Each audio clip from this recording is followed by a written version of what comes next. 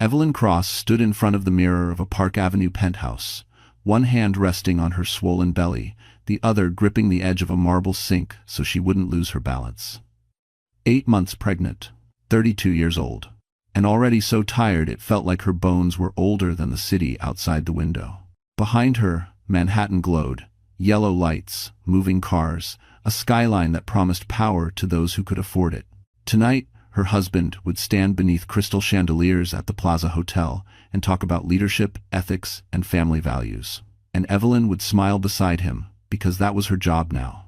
On the bed lay a navy blue gown, chosen not by her, but by Vanessa Cole from Julian's communications team.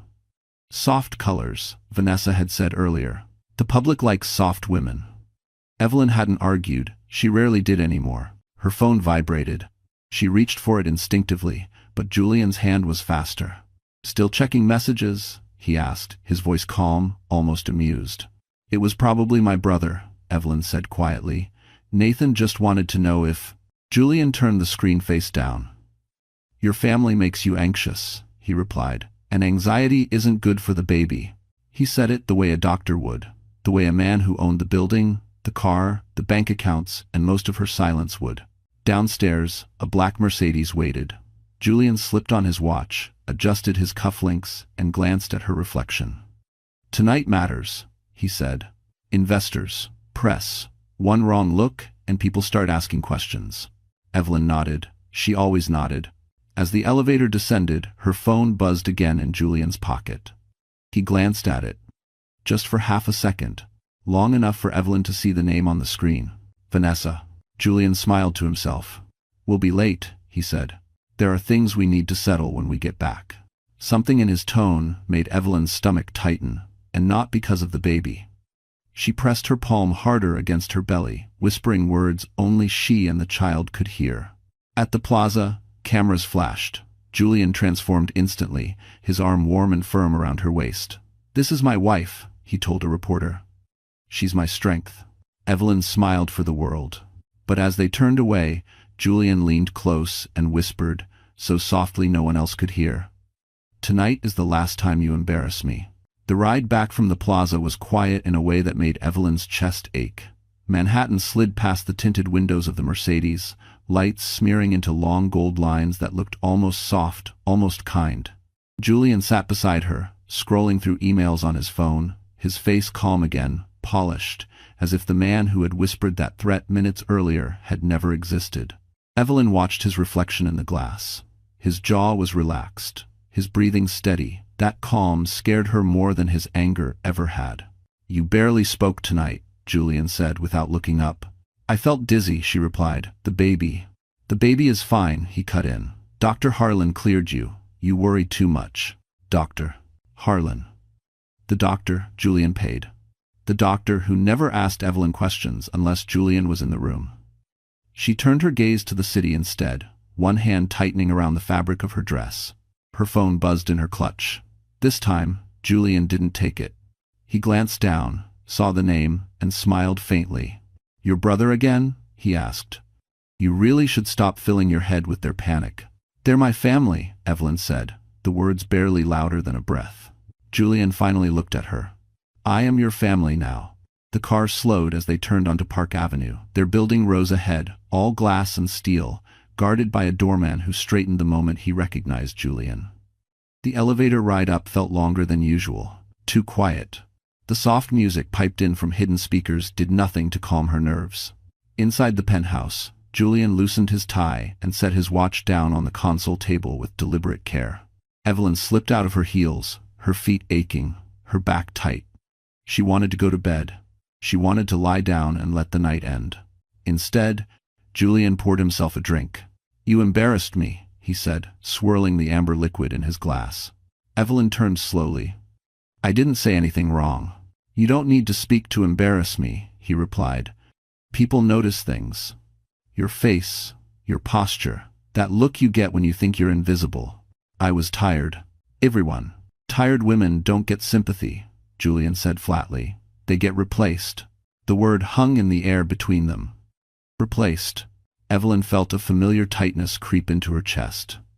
"Are you seeing someone else?" she asked, even though she already knew the answer. Julian laughed softly.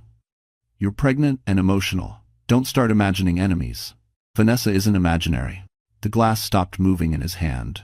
Julian set it down slowly and walked toward her. Not fast, not angry, just controlled. Vanessa works for me, he said. She fixes problems. You used to understand that. I used to be allowed to think, Evelyn said, her voice shaking now despite her effort to stay calm. That was when Julian's expression changed. Not rage, disappointment. You're becoming a liability, he said, and liabilities need to be managed. Evelyn took a step back, her hand instinctively covering her belly. Please, she said, let's talk tomorrow. End quote. Julian glanced at the stairs, then back at her. No, he replied, we're talking now. As he moved closer, Evelyn's phone slipped from her hand and hit the marble floor, lighting up with an incoming call from Nathan. And upstairs, unseen by either of them, the hallway security camera recorded everything until the screen suddenly went black. The first thing anyone heard was the siren. It cut through the quiet streets just before dawn, sharp and urgent, echoing between buildings that had seen everything and cared about nothing. By the time the ambulance doors slammed shut, Evelyn Cross was already unconscious, her body still, her hand curled protectively over her stomach, as if instinct alone could finish the job her strength no longer could. At the hospital, bright lights replaced darkness. Nurses moved quickly. Orders were called out. Someone asked how far along she was. Someone else asked who the father was. Julian answered every question with practiced calm, his voice steady, his hands clean, his suit still perfectly pressed. She slipped, he said. She's been under a lot of stress. The words went into the chart before anyone questioned them.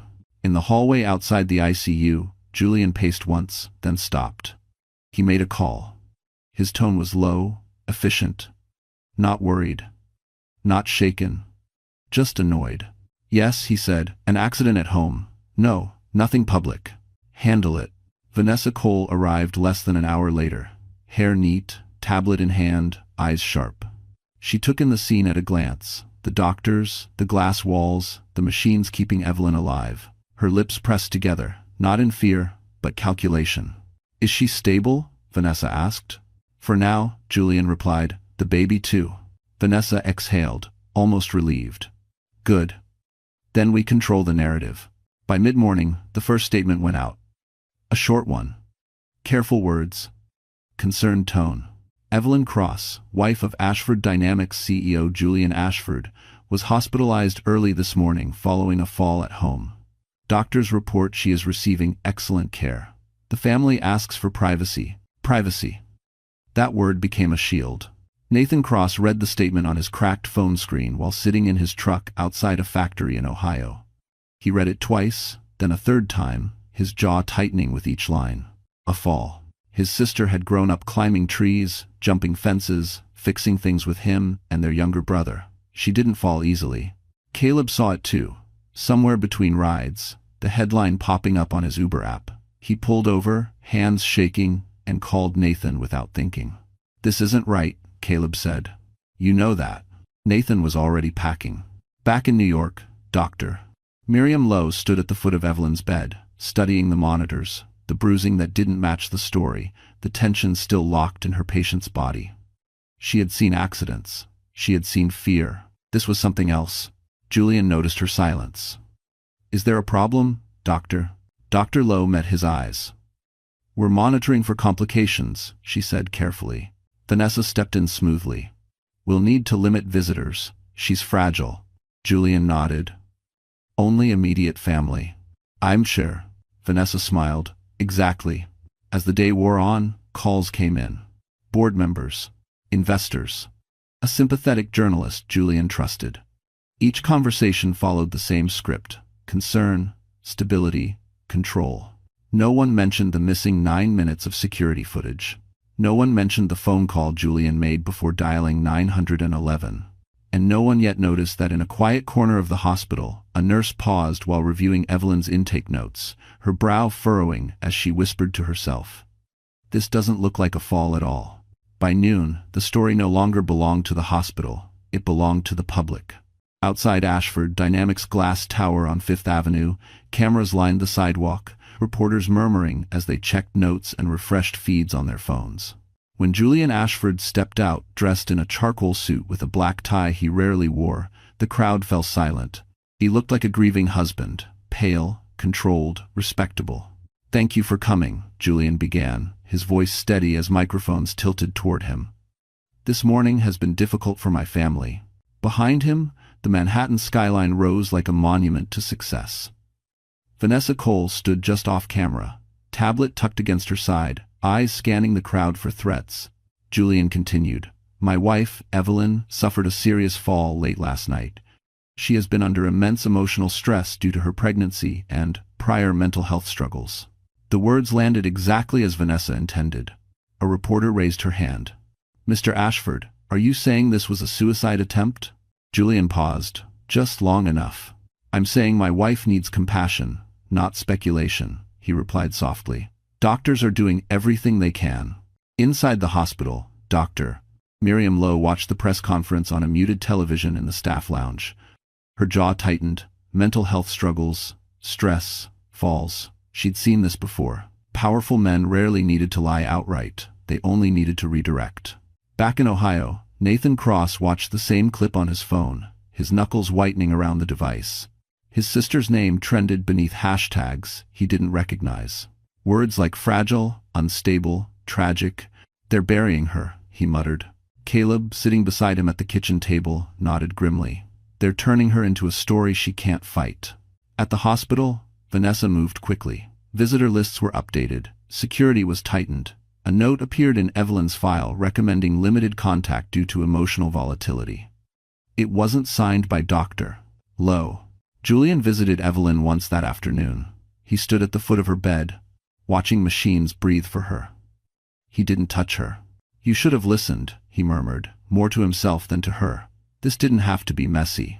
Outside the room, a nurse named Leela paused with a clipboard in hand. She had been on duty when Evelyn was admitted. She remembered the bruising, the way Evelyn's muscles had been rigid, defensive, the way Julian had answered questions too smoothly. Lila looked down at the intake form again. Stress-induced fall. No witness, no detailed explanation. She swallowed. Meanwhile, Vanessa met with a sympathetic columnist over coffee in a quiet midtown cafe. "Julian is exhausted," she said. "He's been protecting Evelyn for years. This pregnancy just pushed her over the edge." The columnist nodded, already typing. By evening, the narrative was set. Headlines softened Julian and hollowed Evelyn out. At sunset, 2 men arrived at the hospital from Ohio. They didn't wear suits, they didn't bring statements. They brought fear, determination, and blood ties no press release could erase. Nathan and Caleb Cross stood at the reception desk, asking for their sister. The clerk hesitated. "I'm sorry, visiting hours are restricted." Nathan leaned forward, his voice low and calm. "That's my sister. And someone is lying about how she got here." Upstairs, as Evelyn lay motionless, a small change flickered across her monitor. Almost imperceptible. A shift. A sign. And in Julian's penthouse, long after dark, Vanessa received a message from an unknown number that made her blood run cold. "We know the fall didn't happen." Nathan Cross hated hospitals. The smell of antiseptic. The way time stretched in hallways where people waited for news that could ruin them. He stood at the reception desk with his hands flat on the counter, forcing his voice to stay calm while the clerk avoided his eyes. "I understand the policy," Nathan said. "But that woman upstairs is my sister." The clerk glanced at the screen again. "I'm sorry. Mr. Ashford requested restricted access. Only his approval." "Julian Ashford doesn't get to decide who loves her," Caleb cut in. Caleb was shorter than his brother, thinner, wearing a jacket that still smelled faintly of car upholstery. He looked harmless. People always thought that. They never noticed how closely he watched everything, how his eyes kept drifting to the security cameras, the badge scanners, the rhythm of the floor. Behind them, a guard shifted uncomfortably. Nathan took a breath. "We're not here to cause trouble," he said. "We just want to see her." The clerk hesitated. Then she lowered her voice. "I'll check with the charge nurse." Minutes passed. The elevator dinged. Doctors moved by without looking at them. Caleb's phone buzzed. A notification. Another headline. CEO's wife battling mental health crisis, sources say. Caleb showed it to Nathan. "They're killing her while she's still breathing." At that moment, Vanessa Cole appeared at the end of the hall, heels clicking sharply against the floor. She slowed when she saw them, her expression smoothing into polite concern. "You must be the brothers," she said. "Julian mentioned you might come." Nathan turned toward her. "Then he knows we're here." Vanessa smiled. "He's under a lot of stress. We all are. Evelyn needs quiet, stability. She needs family," Caleb replied. Vanessa's eyes flicked briefly to his phone, then back to his face. "Family can be complicated," she said, "especially when emotions run high." Nathan stepped closer. "Don't talk about my sister like she's a problem." For the first time, Vanessa's smile thinned. "I'm talking about reality." The charge nurse arrived, clearing her throat. "Mr. Cross, Mr. Cross," she said, reading from her screen. "You may have 5 minutes. No photos. No recording." Vanessa's head snapped toward her. "That wasn't authorized." The nurse met her gaze evenly. "It is now." Upstairs, Evelyn lay surrounded by machines, her face pale, her breathing shallow but steady. Nathan stopped just inside the doorway, his chest tightening painfully at the sight of her. He hadn't seen her since the wedding. Since she'd started fading into someone quieter, smaller. Caleb moved closer, careful not to touch her. "Hey, Ev," he whispered. "We're here." Nathan noticed the bruises immediately. Not dramatic, not obvious, but wrong. Too symmetrical, too controlled. "This wasn't a fall," he said quietly. Behind them, Dr. Miriam Lowe stepped into the room. "I can't discuss details," she said. "But you're not wrong to ask questions." Down the hall, Vanessa pulled out her phone, fingers flying across the screen. A message went out. Short, urgent. "They're inside. We need to move faster." In the security office, a junior technician stared at a frozen playback screen, sweat beading on his forehead. The footage from the night before ended abruptly. 9 minutes of black. He swallowed hard and reached into his desk drawer, where a small flash drive waited. And in Evelyn's room, as Nathan held her hand, her fingers twitched ever so slightly, and the heart monitor changed its rhythm. Vanessa's phone vibrated again. This time, the message read, "The footage isn't gone." The junior technician's name was Aaron Blake, and until that morning, no one at the hospital knew he existed. He sat alone in the security office, staring at the paused frame on his monitor. The timestamp blinked red in the corner. 11:42 p.m. The exact moment the hallway camera outside the Ashford penthouse should have shown something. Instead, there was only darkness. 9 minutes of nothing. Aaron wiped his palms on his jeans. He'd been told it was a routine glitch, a system reset pushed remotely. He'd signed off on it without thinking. People like Julian Ashford didn't call it orders, they called it maintenance. But now 2 men from Ohio were in the ICU. And the woman on that gurney didn't look like someone who'd slipped on a stair. Aaron opened his desk drawer and looked at the flash drive again. He hadn't deleted the footage. He'd copied it first, out of habit, out of fear. His father had always told him, never erase your way out of a problem. Down the hall, Nathan and Caleb stood with Dr. Miriam Lowe just outside Evelyn's room. Her voice was low, careful. "I can't tell you what to think," Dr. Lowe said, "but I will say this. Injuries tell stories, and sometimes the official story doesn't match the body." Caleb nodded slowly. "Who controls the cameras?" Dr. Lowe hesitated. "Building security, but requests come from higher places." Nathan clenched his jaw. "Like Julian." Dr. Lowe didn't answer. She didn't need to. Across the floor, Vanessa Cole paced near the elevators, her phone pressed tight to her ear. "I don't care how," she hissed. "Find out who let them in." She ended the call and turned just in time to see Caleb watching her. Their eyes met. Something unreadable passed between them. "You look tired," Vanessa said coolly. "This city can be overwhelming if you're not used to it." Caleb smiled faintly. "Funny. I was thinking the same about you." Vanessa's phone vibrated. A new message. Her blood ran cold as she read it. "Security backup exists. Not deleted." She typed back immediately. "Who has it?" No response. In the ICU, a nurse named Lila adjusted Evelyn's IV and checked the monitor again. The numbers were stable. Better than before. "She's responding," Lila said quietly. "Small things. Fingers. Heart rate." Nathan swallowed hard. "Can she hear us?" "Sometimes." Leela replied. We don't fully understand it. Nathan leaned closer to his sister. Evelyn, he said softly. It's me. Nate. You're not alone. We're not going anywhere. Her fingers twitched again. This time, there was no doubt. At the far end of the hospital, Aaron Blake stood up from his chair. He slid the flash drive into his pocket, heart pounding. He knew what this meant. Whistleblowers didn't last long in places like this. But neither did lies. He stepped into the hallway and nearly collided with Vanessa Cole. She looked at him. He looked at her. For half a second, neither spoke. Then Vanessa smiled. You work security, right? She asked pleasantly. We may need to review some footage. Aaron nodded, forcing his voice steady. Sure, he said. Which footage? Vanessa's eyes searched his face, sharp and suspicious. The night Evelyn fell, she replied. Aaron met her gaze and said the most dangerous words of his life. I was just about to ask you the same thing. Somewhere above them, unseen and unheard, the truth waited on a tiny piece of plastic. And for the first time since the sirens, Julian Ashford's perfect control began to slip. Aaron Blake didn't go back to the security office right away. He walked past it, down the corridor, through a service stairwell that smelled like dust and old paint. His heart hammered so hard he was sure someone could hear it. Every step felt louder than it should have. Every shadow looked like Vanessa Cole waiting to corner him again. The flash drive in his pocket felt heavier than it had any right to. 3 floors above, Nathan sat beside Evelyn's bed, counting her breaths the way he used to count steps when they crossed busy streets as kids. In, out, in, out.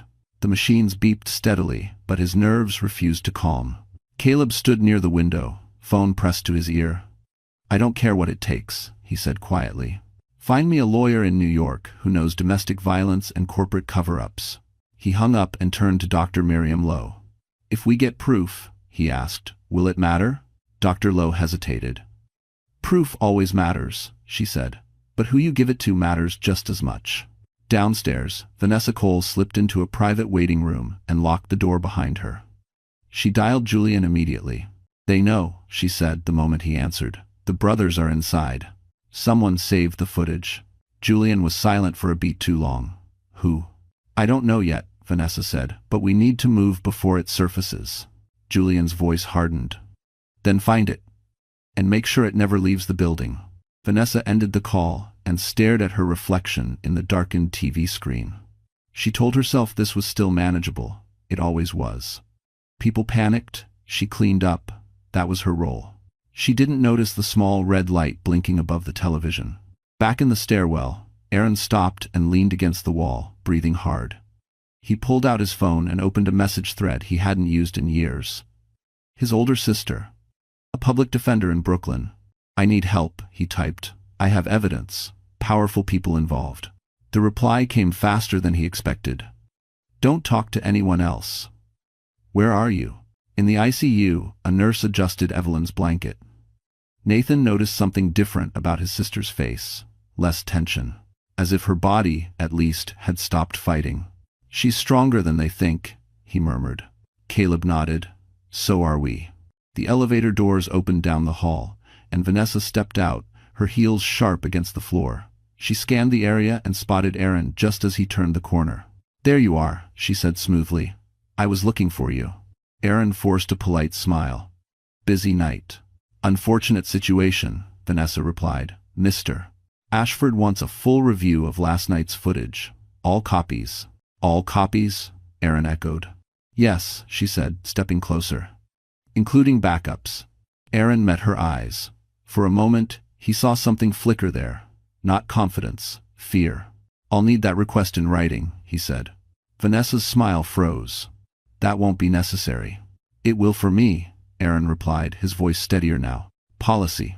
Vanessa leaned in, her voice dropping. You don't want to be on the wrong side of this. And Aaron thought of Evelyn. Of the bruises. Of 9 minutes of darkness. I think I already am, he said. Upstairs, Evelyn's monitor beeped faster, her fingers curled weakly around Nathan's. And in Aaron's pocket, the flash drive pressed against his leg like a warning, holding a truth that could destroy a city's favorite CEO. By the second night, the hospital no longer felt neutral. It felt watched. Nathan sensed it first. The way security guards lingered too long near Evelyn's room. The way nurses lowered their voices when Julian Ashford's name came up. Power had a smell, and it was everywhere. Caleb felt it too, but he focused on details instead of fear. Patterns, timing. Who walked where, and when. "They're tightening the circle," Caleb said quietly as he stood near the window, Manhattan glowing below. "Which means we're closer than they want." Nathan looked down at his sister. Her breathing was steadier now, but she still hadn't opened her eyes. "Closer to what?" "The truth," Caleb replied. "And they're about to make a mistake." Across town, Julian Ashford sat alone in his penthouse office, jacket off, sleeves rolled up. His phone buzzed nonstop, but he ignored it, staring instead at the city he believed he owned. He replayed the night over and over in his head, searching for cracks. He hated cracks. Vanessa stood near the door, arms folded. "Security is getting nervous," she said. "Someone copied the footage before it was wiped." "Very tant." Julian didn't turn around. "Find out who." "I'm working on it." "Work faster," he snapped. "If this leaks, I don't just lose my reputation, I lose everything." Vanessa hesitated. "There's another issue." That made him turn. "What?" "The brothers," she said. "They're not backing down, and the hospital staff is starting to ask questions." Julian's jaw tightened. "Then apply pressure." At the hospital, that pressure came quietly. A hospital administrator met with Nathan and Caleb just after midnight.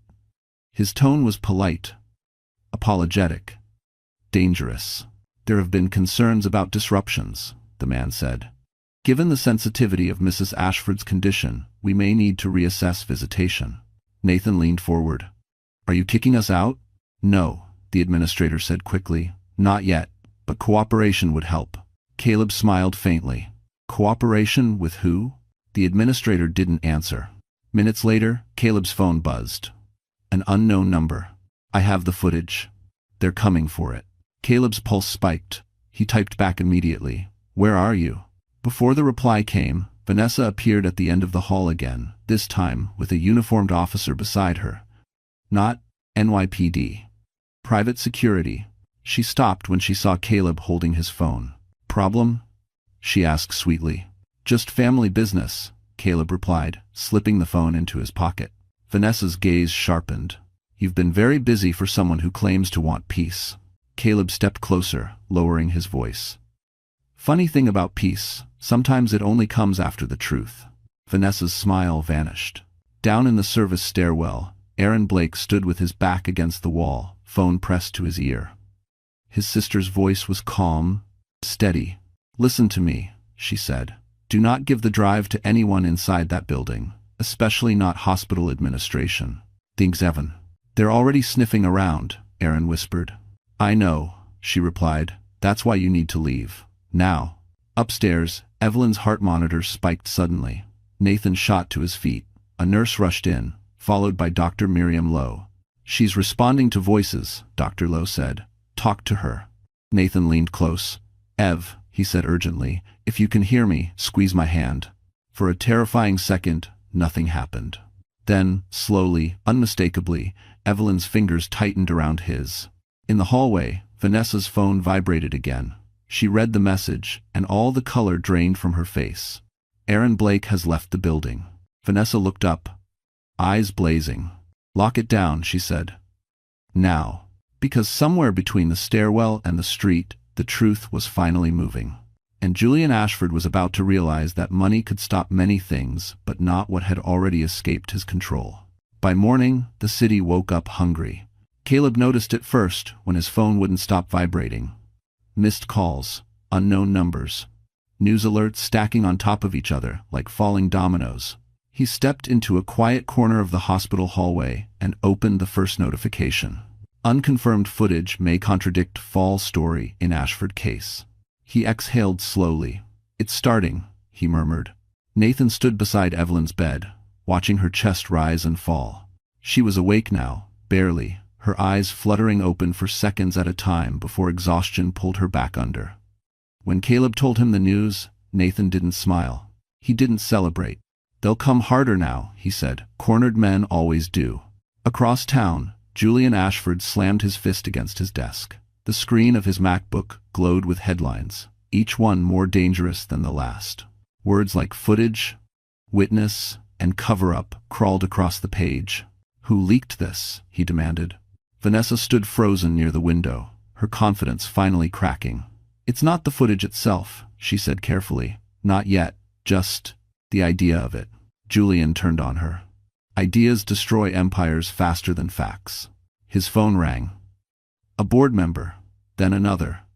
He ignored both and dialed a different number instead. "Shut it down," he said when the call connected. "Whatever it takes." At the hospital, Dr.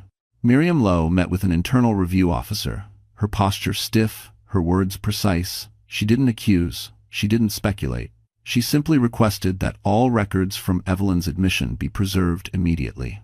That request alone was enough to send alarms through the administration. Meanwhile, Aaron Blake sat in the back of a crowded diner in Queens, a half-finished coffee growing cold in front of him. He watched the door constantly, the flash drive taped securely beneath the table with shaking hands. His sister sat across from him, calm as stone. "You did the right thing," she said. "People like him don't lose," Aaron replied. "They delay, they threaten, they bury." She leaned forward. "Not when the story escapes them." Back at the hospital, Vanessa arrived with a smile that didn't reach her eyes. She approached Caleb first, her voice low. "You should take your sister home," she said. "Before this turns ugly." Caleb looked at her steadily. "It already did. You just didn't think anyone would survive it." Vanessa's jaw tightened. "You think you're winning," she said, "but you don't understand the cost." Before Caleb could reply, a nurse rushed past them. "Dr. Lowe needs you," she said urgently. Inside Evelyn's room, the television was on. Not loud, just enough. Julian Ashford's face filled the screen as he stepped up to a microphone outside his building, jaw clenched, eyes hard. "There has been misinformation," Julian said. "My wife is ill, and I will not allow opportunists to exploit her condition." Evelyn's eyes opened fully for the first time. She looked at the screen, at Julian, at the lie. Then she turned her head toward Nathan and whispered, barely audible but unmistakably clear, "He's lying."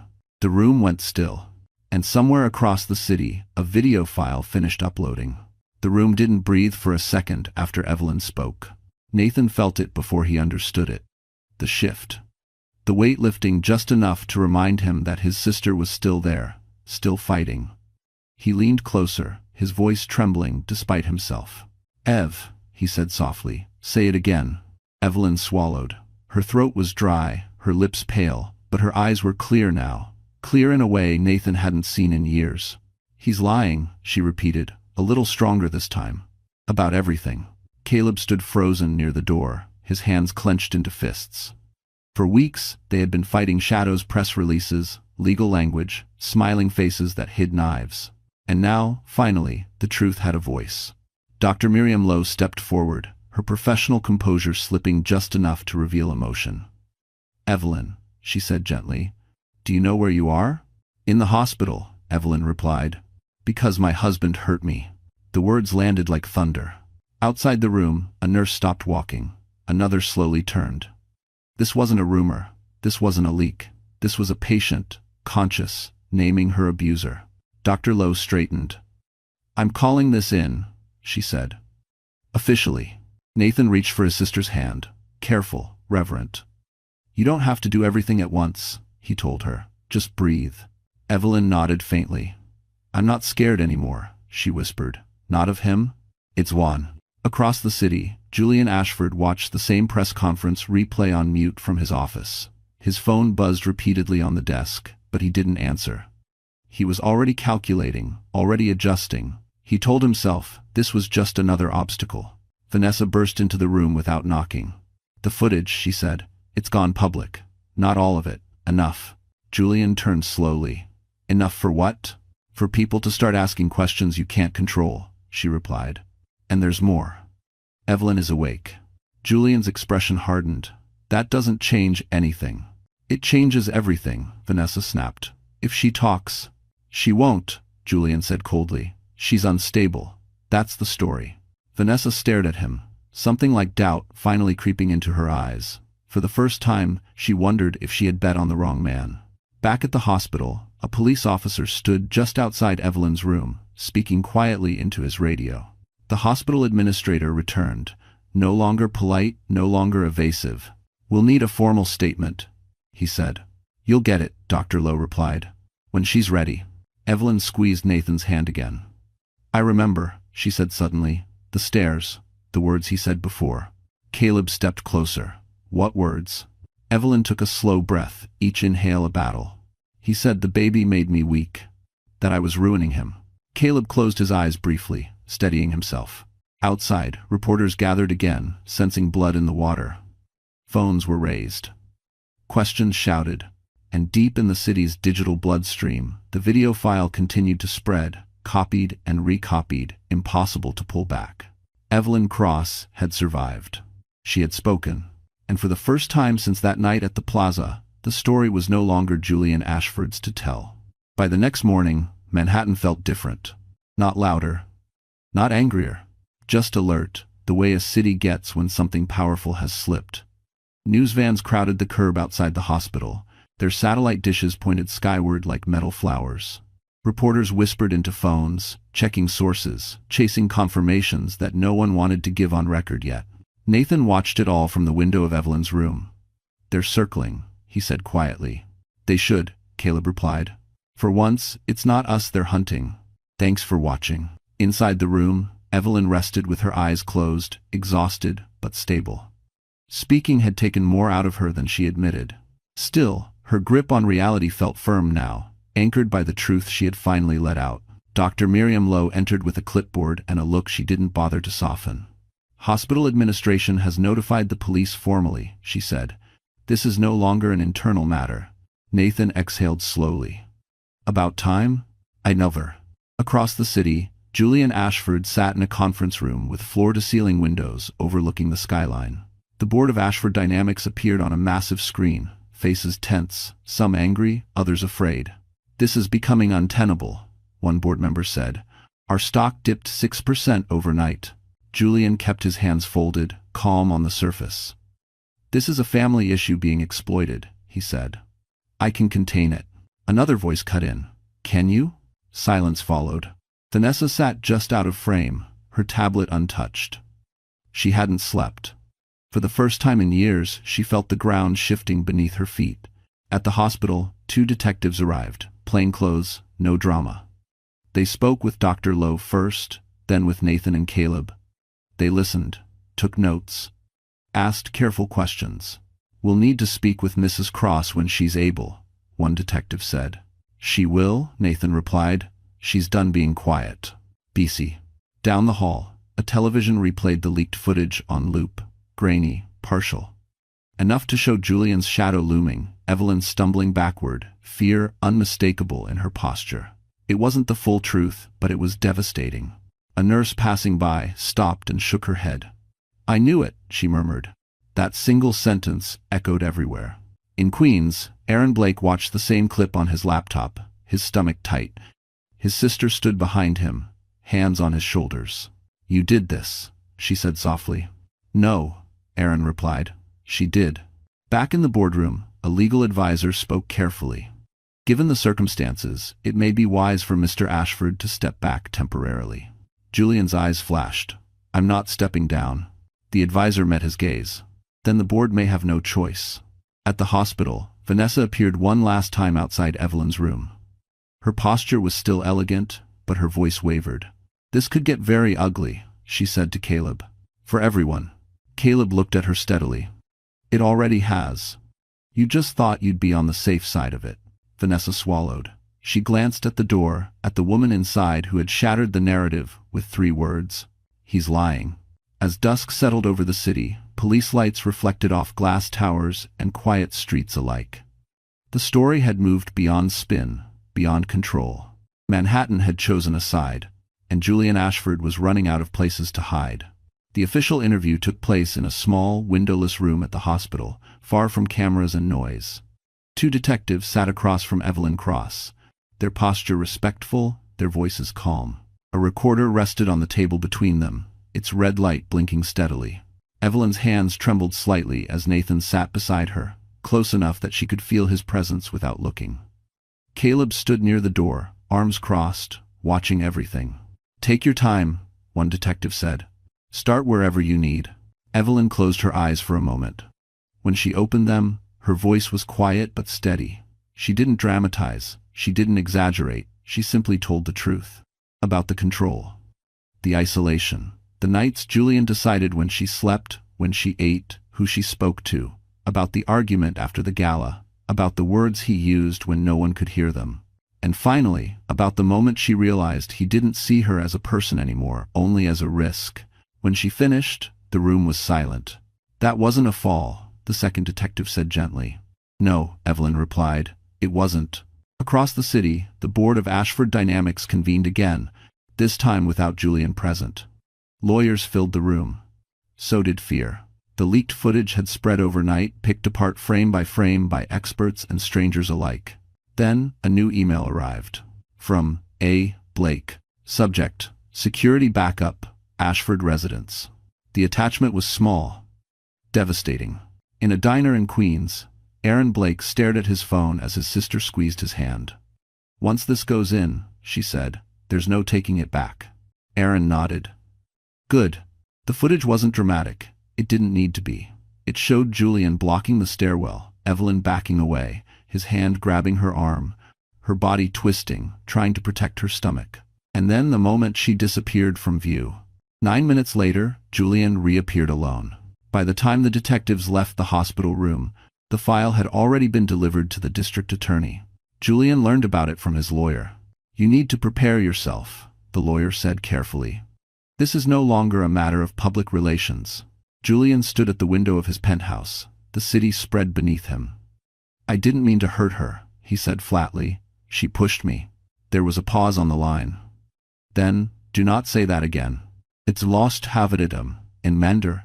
At the hospital, Vanessa Cole watched the news break in real time. She sat alone in a quiet corner, her tablet untouched for once. The footage played on every channel, stripped of commentary, stripped of spin. This was not a woman falling. This was a man losing control. Vanessa felt something heavy settle in her chest. She had written dozens of crisis plans. None of them covered this. In Evelyn's room, Dr. Miriam Lowe checked the monitors and smiled faintly. "Your vitals are strong," she said. "Both of you." Evelyn rested a hand over her belly. For the first time in months, she felt something close to peace. Outside, police cars pulled up beneath glass towers. Board members resigned. Statements were rewritten. Phones rang unanswered. The truth had crossed the point of containment. And Julian Ashford's world, so carefully built on silence, began to collapse under the weight of one file that refused to disappear. Vanessa Cole realized she was alone the moment no one returned her calls. She stood in a quiet conference room on the 43rd floor of Ashford Dynamics, Manhattan spread beneath the windows like a map she no longer controlled. Her tablet lay dark on the table. No crisis plan. No talking points. Just silence. An hour earlier, she had been indispensable. Now she was invisible. Her phone finally buzzed. Not Julian. Not legal. An unknown number. "We need to talk. Today." H.B. Vanessa knew that initial. Helen Brooks. The attorney whose name had started appearing at the bottom of every article she feared. Evelyn's lawyer. At the hospital, Evelyn sat upright for the first time, pillows stacked behind her back. The effort left her exhausted, but her eyes were clear. When Helen Brooks entered the room, carrying a slim folder, Evelyn felt something unfamiliar. Relief. "They're circling," Helen said calmly. "Which means they're about to sacrifice someone." "And we keep Mart." Nathan crossed his arms. "Julian?" Helen shook her head. "Not first. Someone closer, someone convenient." As if summoned by the words, Vanessa walked into the hospital an hour later, escorted by no one. No confidence, no smile, just a tight jaw and eyes rimmed with red. She stopped short when she saw Evelyn sitting up. "You're awake," Vanessa said softly. Evelyn met her gaze. "I am." Vanessa swallowed. "Julian is telling people I acted without his knowledge, that I exaggerated, that I pushed the mental health angle too hard." Helen stepped forward. "Did you?" Vanessa looked between them. "Yes," she said. "But I didn't invent him. I didn't invent the way he talked about her. About the baby." Evelyn's hand tightened on the blanket. Vanessa continued, her voice cracking now. He said if the child complicated things, it would be handled. I thought he meant lawyers. I thought, she stopped. I wanted his approval. That's the truth. Silence filled the room. Helen opened the folder. We're offering you a choice, she said. Full cooperation. Documents, messages, audio, everything. In exchange, we don't bury you. Vanessa laughed weakly. You think I have leverage? You have proximity, Helen replied. And guilt?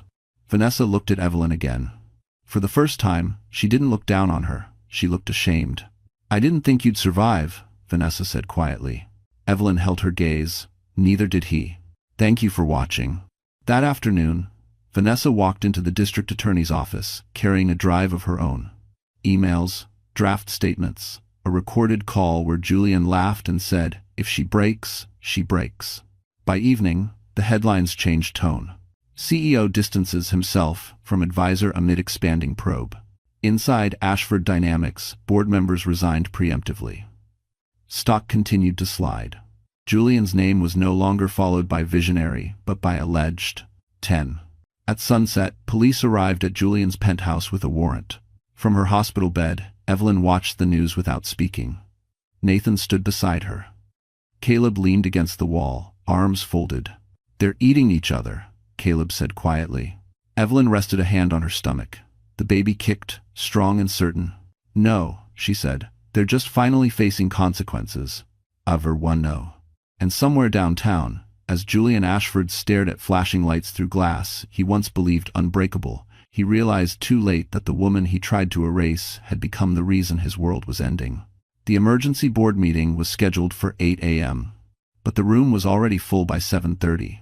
Men and women who once praised Julian Ashford's vision now avoided his eyes, whispering behind legal pads and glowing laptops. The glass walls of the Park Avenue boardroom reflected a city that had already made up its mind. Outside, the stock ticker on a nearby building bled red. Julian entered last. He looked composed, as always. Dark suit, perfect tie, the face of control. But something in his eyes had changed. The certainty was gone, replaced by calculation sharpened with fear. Let's begin, he said, taking his seat at the head of the table. This company doesn't need panic. It needs discipline. End quote. No one responded. The general counsel cleared her throat. Before we proceed, the board has voted to place you on temporary administrative leave, effective immediately. Julian's jaw tightened. On what grounds? Risk exposure, she replied. Criminal investigation. Brand collapse. Julian laughed once, sharp and humorless. You're choosing headlines over leadership. A board member leaned forward. We're choosing survival. In 40. Across town, Evelyn watched the meeting unfold on a muted television. Helen Brooks stood beside her hospital bed, arms crossed, listening to updates through an earpiece. They're cutting him loose, Helen said quietly. Exactly as expected. Nathan shook his head. After everything he did, they just remove him? For now, Helen replied. Powerful men fall in stages. Back in the boardroom, Julian stood abruptly. You're making a mistake. I built this company. End quote. And you're destroying it, another board member said. Step away, Julian. Security appeared at the door, not to arrest him, just to escort him out. As Julian walked past the table, his phone vibrated. A message from Vanessa. I gave them everything. He stopped mid-step. The room blurred. Years of manipulation, leverage, loyalty purchased and discarded, all undone by the one person he believed he controlled completely. At the hospital, Vanessa sat alone in a small interview room with detectives, her shoulders slumped, her voice hoarse. She signed her statement without hesitation. Each signature felt like cutting a cord she should have severed long ago. I know he'll blame me, she said quietly. One detective nodded. He already has. Vanessa closed her eyes. Let him. That afternoon, Julian returned to his penthouse for the last time as a free man. Drawers were empty. Accounts frozen. The silence inside the apartment felt heavier than any prison cell. He poured a drink with shaking hands. Across the city, Evelyn stood with assistance, her legs weak but steady enough to carry her to the window. She looked down at the streets far below, at the movement of life continuing without him. He always said I was nothing without him, she said softly. Caleb stood beside her. Funny how quiet he is now. Helen checked her phone, then looked up. The district attorney just approved the arrest warrant. Evelyn didn't smile. She placed a hand over her belly, feeling a slow, reassuring movement from within. Good, she said. Then it's finally over. But as police lights began to flash outside the penthouse below, Julian Ashford made one last call, one that would prove he still hadn't learned the most important lesson of all. And when Evelyn's phone rang moments later, an unfamiliar number lighting the screen, she knew the storm wasn't finished yet. Evelyn stared at the phone as it vibrated again on the tray beside her bed. Unknown number, Manhattan area code. For a moment, the room felt smaller, the air heavier, as if the past had found a way to slip through the cracks. Nathan reached for it instinctively. Don't, Evelyn said softly. I want to hear him. She answered and put it on speaker. Evelyn, Julian's voice said, low and controlled, like it used to be. We need to talk. Caleb's shoulders stiffened. Helen Brooks lifted a hand, signaling silence, already recording. You shouldn't be calling me, Evelyn replied. I shouldn't be a lot of things right now, Julian said. But here we are. Outside the hospital window, sirens wailed faintly. Julian exhaled, then continued. You don't understand what you're doing. These people, your lawyer, your brothers, they'll destroy everything. There's still time to stop this. Evelyn closed her eyes. For years, that tone had worked. Calm. Reasonable. Framing his control as protection. Stop what? She asked. The statement, Julian said. The cooperation. We can say this was a misunderstanding. Stress. Pregnancy. I'll take care of you. Of the baby. Nathan's jaw clenched. Caleb shook his head slowly, disbelief written across his face. You already tried to take care of me, Evelyn said. That's why I'm here. Julian's breath hitched, just barely. You're being influenced. I'm being honest. Silence stretched between them. When Julian spoke again, the mask slipped. You think the world will side with you? He said. I built this city's trust. I funded their hospitals, their campaigns. You think one woman changes that? Yes, Evelyn said quietly. I do. Julian laughed, sharp and bitter. Then let me make this simple. Withdraw your statement, and I won't contest custody. The room went still. Helen's eyes hardened. Nathan took a step forward, then stopped himself. You don't get to bargain with my child, Evelyn said, her voice steady. You don't get to say his name. Julian's tone turned cold. Be careful. Evelyn leaned back against the pillows, one hand resting over her belly. I am. For the first time, there was a knock at the door. A police officer stood just outside, speaking quietly to hospital security. Helen checked her phone, then met Evelyn's gaze and nodded once. Julian, Evelyn said, they're coming for you. Another pause. Longer this time. You did this, Julian said, the control finally cracking. No, she replied. You did. The line went dead. Across the city, Julian Ashford stood in his darkened penthouse as red and blue lights painted the walls. He looked at his phone, then at the door, as if considering one last move. Somewhere deep down, he still believed he could talk his way out. At the hospital, Evelyn exhaled, her body trembling as the adrenaline faded. Nathan took her hand. Caleb stood watch by the door. Helen pressed stop on the recording. That call helps us, Helen said. A lot. Evelyn nodded, tears finally slipping free not from fear, but from release. And as the city braced itself for what would come next, one truth settled quietly in the room. Julian had just sealed his own fate. Because the moment he tried to negotiate a child's future, he crossed a line no power could erase. The knock came at exactly 9:17 p.m. It wasn't loud, it didn't need to be. The kind of knock delivered by people who already knew you had nowhere to go. Julian Ashford stood frozen in the center of his penthouse living room, the city lights of Manhattan flickering against the glass behind him. For the first time in his life, the silence didn't feel obedient. It felt judgmental. Another knock. He straightened his jacket out of habit, as if appearance still mattered, as if power could be buttoned back into place. When he opened the door, two detectives stood there, badges visible, faces unreadable. A uniformed officer waited just behind them. Julian Ashford, one detective said. You're under arrest for felony assault, coercion, and witness intimidation. Julian's lips parted, then closed again. "This is unnecessary," he said. "My attorney." "You can call him," the detective replied calmly. "After we leave." They stepped inside. Cold steel clicked around Julian's wrists, the sound impossibly loud in the expensive, empty room. For a brief second, panic flashed across his face before he forced it back down. Cameras waited outside. By the time Julian was led through the lobby, flashes exploded like fireworks. Someone shouted his name. Someone else shouted a question he didn't answer. Across the city, Evelyn watched the arrest on television from her hospital bed. She didn't feel joy. She felt still. Nathan stood behind her, hands resting on the back of her chair. "It's done," he said quietly. "No," Evelyn replied. "It's begun." He said. At the precinct, Julian sat in a holding room, his tie removed, his confidence stripped down to raw calculation. He stared at the table, replaying mistakes. The call. The threats. Vanessa's betrayal. Across the hall, detectives reviewed recordings, footage, transcripts. Each piece fit too well to ignore. "This isn't just domestic violence," one detective said. "This is a pattern." Back at the hospital, Helen Brooks closed her laptop and exhaled.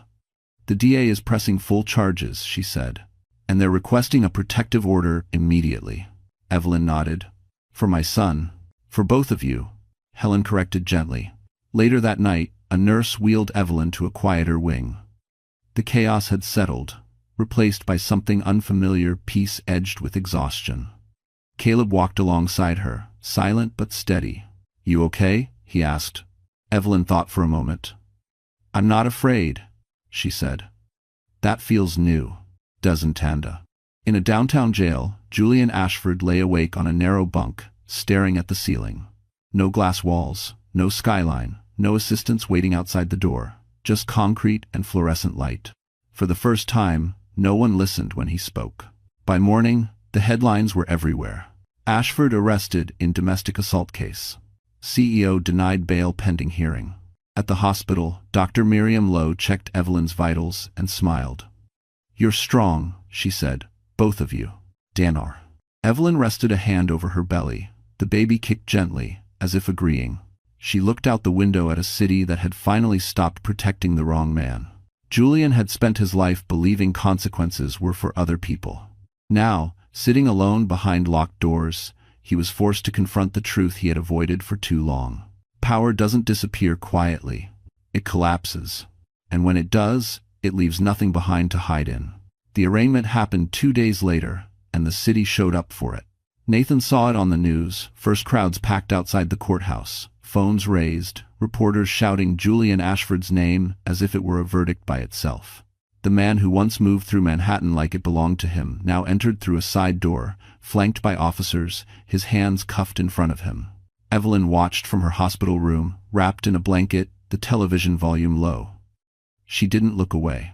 Julian looked smaller on the screen. Not weak, just exposed. His shoulders were tense, his jaw tight, eyes darting in a way that betrayed how little control he had left. For the first time, he wasn't directing the narrative. He was trapped inside it. "The judge has denied bail," the anchor said, citing risk of witness intimidation. Caleb let out a slow breath. "That's it," he said. "No more calls, no more pressure. If you can," said Over Resner. Evelyn nodded, though part of her still felt like she was holding her breath. Trauma didn't disappear just because handcuffs appeared. Inside the courtroom, Julian's attorney argued forcefully, pointing to his record, his philanthropy, his lack of prior convictions. The judge listened, then looked down at the file in front of him. "This court takes allegations of domestic violence seriously," the judge said evenly, "especially when supported by video evidence and recorded communications." "Interesting." Julian didn't react. But something flickered behind his eyes. Fear, sharp and unfamiliar. In the gallery, Vanessa Cole sat 2 rows back, arms folded, face pale. She avoided looking at him. She knew better now. Loyalty had an expiration date, and she had already passed hers. At the hospital, Dr. Miriam Lowe checked Evelyn's blood pressure and smiled. "You're doing remarkably well," she said. "Considering everything." Evelyn managed a small smile. "I think my body finally knows it's safe. It's 4. That afternoon, Helen Brooks arrived with a stack of papers. "Protective orders are in place," she said. Full custody proceedings will begin after the birth, but given the circumstances, he won't touch my child, Evelyn said firmly. No, Helen agreed. He won't. In jail, Julian Ashford sat alone during recreation, the noise around him dull and distant. Other inmates recognized him now, not with respect, with curiosity, with hunger. Power didn't mean much here. He replayed the night again, searching for the moment he could have stopped himself. The moment things tipped, but control had always felt like instinct to him. He had never learned where it ended. Back in Manhattan, Ashford Dynamics announced an interim CEO. Donations were quietly redirected, buildings removed his name overnight. A city erasing a man it once celebrated. That evening, Evelyn stood with Help beside the window, watching the sun dip behind the skyline. Nathan stood close, steady as ever. Caleb leaned against the wall, arms crossed, eyes sharp but calm. "Do you regret it?" Nathan asked gently. Evelyn shook her head. "I regret staying silent," she said, not speaking. She felt the baby move, strong and deliberate, and for the first time she allowed herself to imagine a future not shaped by fear. On the news, the anchor spoke again. "Ashford's next hearing is scheduled for next month. Prosecutors say this is only the beginning." And for it, Evelyn turned off the television. She didn't need to watch him fall anymore. She was already rising. Labor began just before sunrise. Evelyn woke to a deep, tightening pain that stole the air from her lungs and replaced it with something raw and unstoppable. For a moment, panic flickered through her chest. Then she breathed. Slow, measured. This pain was different. This pain was not violence. It was life demanding its way forward. Nathan was awake instantly. Caleb followed seconds later, already pressing the call button. "It's time," Evelyn whispered, one hand gripping the sheet, the other instinctively moving to her belly. Her voice shook, but there was no fear in it now. Nurses filled the room. Dr. Miriam Lowe arrived calm and focused, her presence grounding. Orders were given. Monitors beeped faster. The city outside the window faded into background noise as Evelyn was wheeled down the hallway, the ceiling lights blurring overhead. In the delivery room, time fractured. Pain came in waves, fierce and consuming, then receded just enough for Evelyn to catch her breath. She screamed once, then laughed weakly through tears. "I can do this," she said aloud, as much to herself as to anyone else. "Yes, you can," Dr. Lowe replied firmly. Nathan stood near her head, his face pale but steady. Caleb paced near the wall, hands clenched, eyes never leaving his sister. Between contractions, Evelyn's mind wandered in strange flashes. The penthouse, the gala lights, Julian's voice. Then those images shattered, replaced by something stronger. Her brothers. The hospital room. The moment she spoke, this was not the end of her story.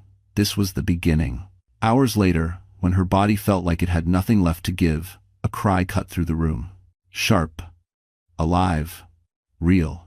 "There he is," Dr. Lowe said with a smile that reached her eyes. The nurse placed the baby on Evelyn's chest, warm and squirming, his tiny fists clenched like he was already fighting for his place in the world. Evelyn broke down completely then, sobbing as she wrapped her arms around him. "Hi," she whispered. "I'm your mom." Nathan turned away, wiping his eyes. Caleb let out a shaky breath he hadn't realized he was holding. Outside the delivery room, the world kept spinning. News updates scrolled, legal filings moved forward. Julian Ashford remained in custody, his name still dominating headlines. But inside that room, none of it mattered. Later, when the room was quiet and the baby slept against her chest, Evelyn stared down at his face. He was perfect, not because he was flawless, but because he was hers. Helen Brooks arrived softly, careful not to disturb them. "Both of you are doing well," she said with a gentle smile. "That matters more than any court date." Evelyn nodded. "I didn't think I'd get this," she said quietly. "Peace." Helen met her gaze. "You earned it." That evening, as the sun dipped behind the skyline, Evelyn stood at the window with Help, holding her son close. The city glowed below, indifferent and beautiful. She didn't feel like a survivor. She felt like a mother. And somewhere far away, behind locked doors and concrete walls, Julian Ashford sat alone, learning too late that the life he tried to control had moved on without him. Evelyn pressed a kiss to her son's forehead. The cycle was broken. The future had arrived. The weeks after the birth moved quietly, but the consequences moved fast. Julian Ashford's case dominated every financial and legal channel. What began as a domestic violence charge widened into something much larger. Prosecutors followed the trail, the footage exposed, and it led them to places Julian had always believed were untouchable. Altered records, coerced silence. Money used to smooth over truth. Each day brought another headline. Former CEO faces additional charges. Ashford Dynamics, under federal review. Board members testify in expanding case. Evelyn read none of them. She spent her days in a small, sunlit room at the hospital's recovery wing, learning the rhythm of her son's breathing, memorizing the weight of him in her arms. The world outside felt distant now, like something she had already survived. Nathan watched from a chair near the window, scrolling through updates he didn't share unless she asked. Caleb handled the rest: calls, logistics, arrangements, his usual quiet focus sharpened by purpose. One afternoon, Helen Brooks arrived with a final stack of documents. She set them down carefully, as if not to disturb the peace in the room. "It's done," she said. Evelyn looked up. "All of it?" Helen nodded. "Full protective orders, sole custody. His parental rights are suspended pending trial. And the civil suits." She paused. "They're overwhelming." Evelyn's fingers tightened around the blanket. "What happens to him?" Helen didn't soften her voice. "He will answer for everything he did. Publicly, slowly." Across the river, Julian Ashford sat in a holding room, thinner now, his confidence worn down by fluorescent lights and endless questioning. He watched the same footage played back again and again, each time stripping him of another excuse. No spin, no reframe, just him. When the judge denied his latest motion, Julian finally understood something he never had before. Consequences didn't care who you used to be. At Ashford Dynamics, his name was removed from everything. Buildings, foundations, plaques. Even the lobby wall where his portrait once hung stood blank now, like he had never existed. Vanessa Cole was barred from consulting work indefinitely. She avoided the spotlight, knowing public forgiveness wasn't something she deserved. She had told the truth, yes, but only after helping bury it. Back at the hospital, Evelyn signed the last form Helen placed in front of her. She didn't rush, she didn't shake. "That's it," Helen said softly. "You're free." Evelyn leaned back and closed her eyes. Not in relief, in understanding. Freedom wasn't the absence of pain. It was the absence of fear. That evening, she walked slowly through Central Park with her brothers, her son bundled against her chest. The city moved around them. Runners, dogs, laughter, life continuing without pause. No one recognized her. And for the first time, that felt like a gift. Caleb glanced at her. "You okay?" Evelyn smiled faintly. "I'm better than okay." She looked down at her son, his tiny hand gripping her finger with surprising strength. Julian Ashford would spend years paying for what he had done. In courtrooms, in cells, in the long silence that followed power. But Evelyn's victory wasn't watching him fall. It was walking forward without looking back. The city had taken notice of the truth. Now, it was finally letting her live. Spring came quietly that year. Not with headlines or sirens, but with small, ordinary moments that felt almost unreal after everything Evelyn Cross had survived. Morning light through thin curtains. The soft weight of her son sleeping against her chest. Coffee cooling on the kitchen counter because she forgot it was there. She no longer lived in Manhattan. The apartment was modest, tucked into a quiet neighborhood outside the city, close enough for work but far enough from glass towers and memories. The walls were bare for now. No art, no statements, just space to breathe. Nathan helped fix the loose cabinet door that Julian once promised to replace and never did. Caleb assembled the crib, muttering under his breath while following instructions that made no sense. They argued. They laughed. They stayed. Evelyn watched them from the couch, her son cradled in her arms, and felt something settle inside her chest. This was what safety felt like. The trial moved forward without her presence. Helen Brooks handled everything, sending updates when necessary, never pushing. Julian Ashford's name still appeared in the news, but now it was followed by words like sentencing and liability. The city that once shielded him no longer looked his way. Evelyn didn't celebrate. She healed. Some afternoons, when the baby slept, she read. Real books, not self-help manuals meant to make her quieter or easier to manage. Stories about women who lost everything and still found meaning. She marked pages. She underlined sentences that felt like truths she'd always known but had never been allowed to say out loud. One evening, as the sun dipped low and painted the room gold, Evelyn stood at the window, rocking her son gently. He blinked up at her, eyes curious, trusting. "I won't lie to you," she whispered. "I won't make you smaller to make myself safer." He yawned, unimpressed, and Evelyn laughed softly. Later that week, she met someone new. Not a savior. Not a powerful man with promises. Just a neighbor, kind and awkward, who offered to carry groceries when he saw her struggling with the stroller. He didn't ask questions. He didn't recognize her. He didn't need to. They talked about weather, about sleep deprivation, about nothing important, and that was enough. Months later, the final verdict came down. Guilty on all major charges. Sentencing scheduled. Appeals denied. Helen called Evelyn personally. "It's over," she said. Evelyn closed her eyes. Not in relief, in gratitude. That night, she held her son close and let herself cry, not from pain but from release, from knowing the cycle had ended with her. Julian Ashford lost his freedom, his legacy, and the name he once used to control rooms. He would spend years answering for what he had done, far from the world that once applauded him. Evelyn gained something far more rare. She gained her voice. She gained her family. She gained mornings without fear and nights without dread. And as her son grew, learning her face, her voice, her laugh, she understood the truth that no court could deliver. Justice wasn't watching a powerful man fall. Justice was standing in a quiet room, holding the life you protected, knowing you were finally free. So, the story has come to an end. And if you're still here with us right now, really still here, then maybe something in this journey touched your heart in a quiet way. Stories like this don't stay on the screen. They follow us into our own lives, into the moments when we feel small, trapped, or afraid to speak. What this story reminds us is simple but powerful. Silence protects pain, not peace. Real strength isn't found in control, money, or image.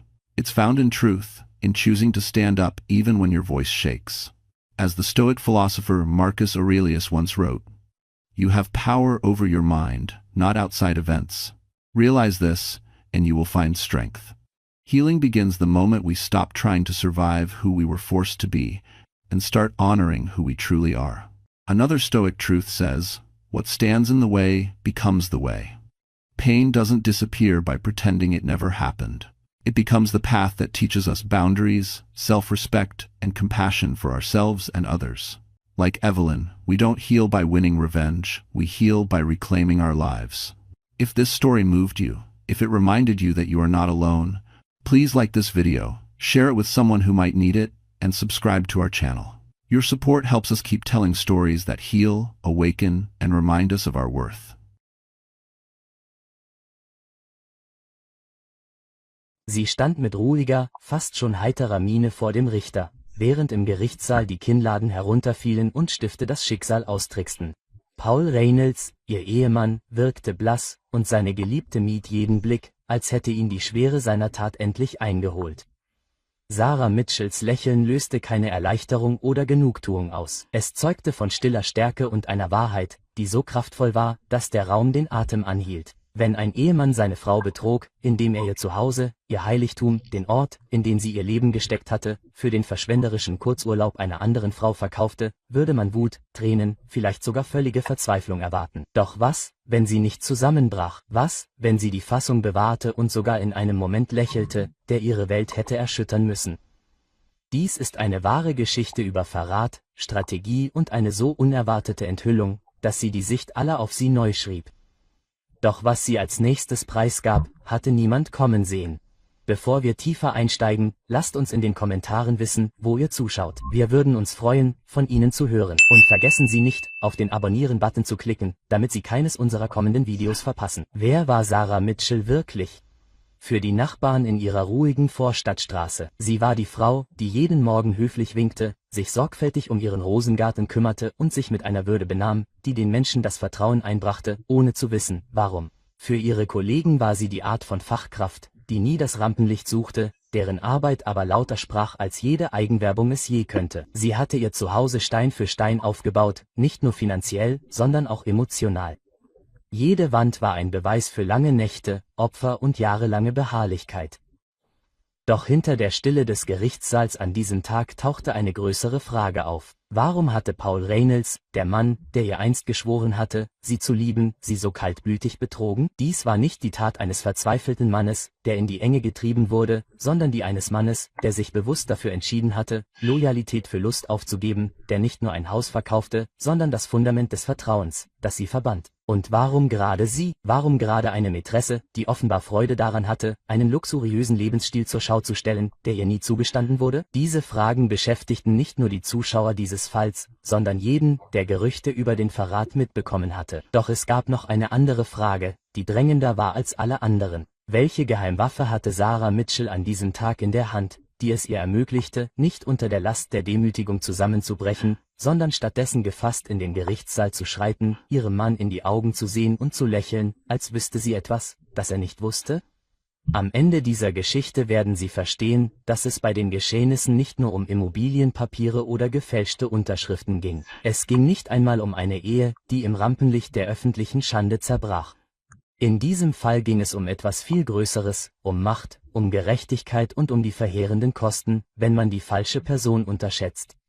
Sarah Mitchell war nicht die Art von Frau, die zufällig reich wurde oder sich auf ihr Glück verließ. Ihr Leben war geprägt von bewussten Entscheidungen, Opfern und unermüdlicher Anstrengung. Aus bescheidenen Verhältnissen im Mittleren Westen lernte sie: Nichts Wertvolles ist einfach zu haben. In der Schule glänzte sie nicht, weil sie die Klügste im Klassenzimmer war, sondern weil sie eine Disziplin besaß, die die meisten Erwachsenen nicht beherrschten. Lange Nächte über Lehrbüchern und Tage mit Teilzeitjobs verliehen ihr eine Widerstandsfähigkeit, die zum Eckpfeiler ihres Charakters werden sollte. Nach dem College sicherte sie sich eine Stelle in einer angesehenen Finanzfirma, wo sie sich schnell durch ihre ruhige Entschlossenheit und ihren scharfen Verstand auszeichnete. Sie war nicht auffällig, nie die lauteste Stimme am Tisch, aber wenn Sarah sprach, hörten die Leute zu. Sie hatte den Ruf, ehrlich, präzise und von einer in ihrer Branche so seltenen Integrität zu sein, dass ihr Klienten oft nicht nur ihre Finanzen, sondern auch ihre vertraulichen Angelegenheiten anvertrauten. Mit ihrer Karriere wuchs auch ihr Wunsch, etwas Stabiles und Dauerhaftes für sich zu schaffen. So kam es, dass sie das Haus kaufte. Es war nicht nur ein Gebäude mit Wänden und einem Dach. Es war ein wahr gewordener Traum, ein Spiegelbild ihrer Beharrlichkeit. Jede Entscheidung, von den Parkettböden, die sie selbst auffrischen ließ, bis zum Garten, den sie jedes Wochenende pflegte, war bewusst getroffen. Das Haus war nicht extravagant, aber wunderschön in seiner Wärme. Freunde, die es oft besuchten, sagten, es fühlte sich weniger so an, als würde man das Grundstück von jemandem betreten, sondern vielmehr so, als würde man in eine Geschichte aufgenommen. Für Sarah war es mehr als nur ein Unterschlupf. Es war ihr Zufluchtsort, ein Beweis für jahrelange harte Arbeit und sorgfältige Planung. In dieser Zeit der Erfolge lernte sie Paul Reynolds kennen. Oberflächlich betrachtet war Paul alles, was sich eine Frau wie Sarah nur wünschen konnte. Charmant, ehrgeizig und wortgewandt, mit der Fähigkeit, einen Raum zu erhellen. Er hatte die Gabe, Menschen das Gefühl zu geben, sie seien die wichtigste Person auf der Welt, wenn er mit ihnen sprach. Seine Karriere in der Immobilienbranche versprach eine glänzende Zukunft, und sein Selbstvertrauen ließ ihn überlebensgroß erscheinen. Für Sarah, die immer feste Wege und disziplinierte Pfade gewählt hatte, war Paul sowohl aufregend als auch beruhigend, ein Mann mit Visionen, ein Mann, der ihre Träume von Stabilität und Erfolg zu teilen schien. Doch Charme kann oft eine Maske sein, und Ehrgeiz kann manchmal Schatten verbergen. Paul Reynolds fand nicht genug in dem, was er hatte. Er strebte immer nach dem Nächsten, selbst wenn er dafür über andere steigen musste. Er lebte von Bewunderung, lechzte nach Anerkennung, und hinter seinen lieblichen Worten verbargen sich Risse, die mit der Zeit nur größer wurden. Neuen Unternehmungen erlebte er den Nervenkitzel, doch brachten sie oft Risiko und finanzielle Belastung. Wenn Geschäfte platzten, stapelten sich die Rechnungen. Sein Ego trieb ihn oft dazu, den Schein zu wahren, Anzüge zu kaufen, die er sich nicht leisten konnte, Autos zu fahren, die auf den Namen eines anderen geleast wurden, und in Restaurants zu essen, in denen die Rechnungen höher waren als das Essen. Für diejenigen, die ihn aus der Ferne beobachteten, wirkte Paul wie ein aufstrebender Mann. Nähere sahen die Wahrheit weniger schmeichelhaft. Paul Reynolds lebte mit geliehener Zeit und geliehenem Geld. Und dann war da noch die Geliebte. Sie erschien zunächst als Flüstern, ein Schatten im Hintergrund von Pauls ohnehin schon rastlosem Leben. Sie war jünger und auf ihre Weise ehrgeizig, doch nicht in dem Sinne, dass sie etwas Sinnvolles aufbauen wollte. Sie lebte vom Luxus, vom Geschmücktwerden und Bewundern, vom Rausch, sich zu nehmen, was ihr nicht gehörte. Sie besaß ein Talent zur Manipulation, umhüllt mit Charme, und gab sich verletzlich, während sie gleichzeitig ihren Vorteil ausnutzte. Für Paul war sie ein gefährlicher Cocktail aus Verführung und Bestätigung. Sie gab ihm das Gefühl, stark, begehrt und lebendig zu sein, und das auf eine Weise, die seine Unsicherheiten ständig verlangten. Für sie war Paul kein Partner, sondern ein Mittel, ein Förderer der Nachsicht, eine Tür zu Vergnügungen, die sie sich weder verdient noch beabsichtigt hatte, sich selbst zu erhalten. Wie die meisten Anzeichen von Verrat begannen sie klein. Sarah, die ihr Leben sehr sorgfältig führte, bemerkte Unregelmäßigkeiten, Ausgaben, die nicht stimmten, vage Erklärungen über lange Nächte, Momente, in denen Pauls Handy wie eine verlängerte Hand wirkte, bewacht und geheimnisvoll. Zuerst glaubte sie ihm noch nicht. Vertrauen war ihr nicht leicht zu geben, einmal gegeben, zog sie es nicht zurück. Sie rechtfertigte die Lücken, redete sich ein, dass er unter Stress stehe, dass das Geschäft Höhen und Tiefen habe und dass Ehrgeiz oft lange Arbeitszeiten und Ablenkungen erfordere. Doch das menschliche Herz ist nicht blind, und Sarah begann, die wachsende Distanz zu spüren. Der Mann, der sie einst mit Bewunderung angesehen hatte, blickte nun an ihr vorbei, seine Augen oft von Gedanken woanders getrübt. Paul seinerseits wurde zunehmend leichtsinniger. Je mehr er seiner Geliebten nachgab, desto tiefer versank er in finanziellen und emotionalen Verstrickungen, die mehr verlangten. Ein Abendessen hier, ein Urlaubsversprechen dort, Geschenke, die mehr kosteten, als sie wert waren. Er betrachtete Sarahs Haus nicht als Heim, sondern als vermögenswert, ein finanzielles Reservoir für sein zweites Leben. Für ihn war das Zuhause, das sie liebte, nichts weiter als ein Druckmittel, eine Ware, etwas, das man gegen Vergnügen und Ego eintauschen konnte. Die Geliebte bestärkte ihn in dieser Sichtweise. Für sie war Sarah irrelevant, ein Hindernis, das es auszumerzen galt. Jeder Dollar, den Paul für sie ausgab, war ein Beweis seiner Hingabe. Jedes Opfer, das Sarah unbewusst brachte, war eine Bestätigung ihrer Macht. Sie genoss die Kontrolle, den Nervenkitzel, eine andere Frau zu verdrängen, nicht durch Verdienste, sondern durch Manipulation zu gewinnen. Sie trieb Paul weiter an, stachelte sein Ego an, nährte seinen Stolz, bis das Undenkbare zu einer Option wurde, der er sich nicht länger widersetzte.